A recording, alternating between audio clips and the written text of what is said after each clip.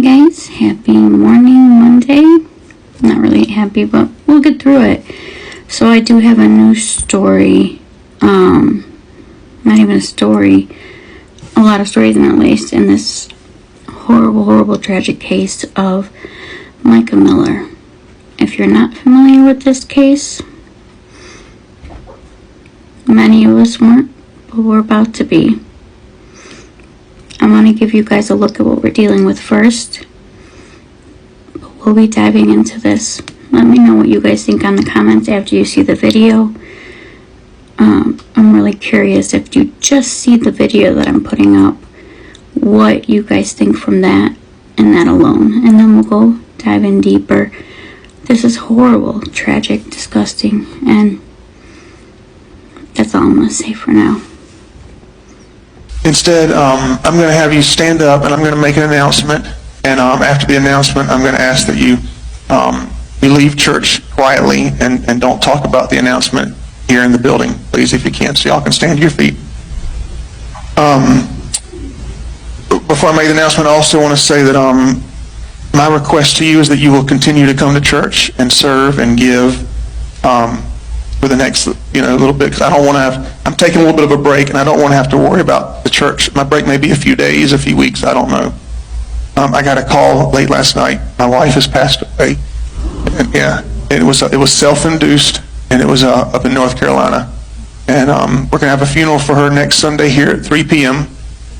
And so it's all I can, I'm just kind of going on adrenaline right now. So y'all pray for me and my kids and everybody. And she wasn't, y'all knew that she wasn't well mentally, and that she needed her medicine that was hard to get to her. And so I'm sure there'll be more details to come, but just keep our family in your prayers. And I'm going to let Pastor Randall, Bishop, he can pray. I'll give him a microphone, he'll pray out. And if you have anything you want to share as well,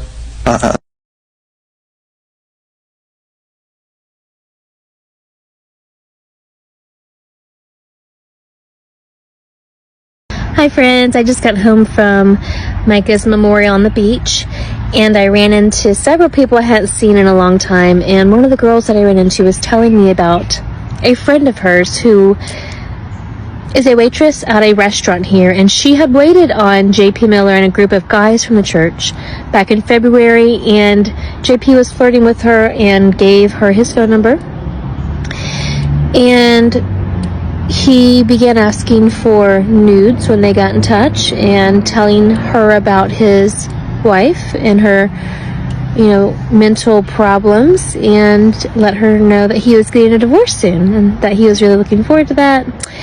And so this girl, this waitress, upon realizing that he was a senior pastor, was really upset by the situation. And then shortly after that, saw that Mica was no longer with us, and so she has made a video to expose him and share her experience with JP, and here it is. My heart for a few days, but really it goes back a few months to February, when this guy came into the restaurant where I've been working and left his phone number on his receipt. To make a long story short, I looked him up, and he was the senior pastor of a local church. And I thought, let's see what he's about. So I texted him, and he pretty much immediately just started begging for nudes. He also said that he was going through a divorce because his soon-to-be ex-wife was bipolar and schizophrenic.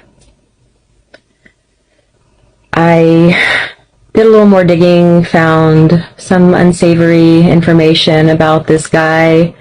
And while the smart thing to do would probably be just stay away, there's nothing I hate more than somebody who uses God and a position of authority to abuse and mislead and manipulate people. So my thought was, can we expose this guy? But the more digging I did, I just found that his church apparently has a history of covering up his behavior, and anyone who speaks out gets stalked and harassed. There wasn't any contact info anywhere for his wife or anyone, so it just seemed like I couldn't do anything at that point. But I think I sensed that there was something more off with the situation. And I checked in on social media a few days ago and discovered that his wife has died. They're calling it suicide, but an investigation has been opened, and there's a lot of speculation that he was responsible. I don't know, but whether or not he pulled that trigger, he pushed her beyond her limit. And I want to say that John Paul Miller and people like him are not the problem with modern-day Christianity in America. They are a symptom. The bigger problem is those of you who are enabling and defending people like this and putting them in positions of authority in churches and our government. And now a stunningly beautiful woman is dead. Her name was Mica, and I've heard that she was a lovely person. And I just feel like now I have a responsibility to speak up, and I hope that we can prevent more abuse from taking place.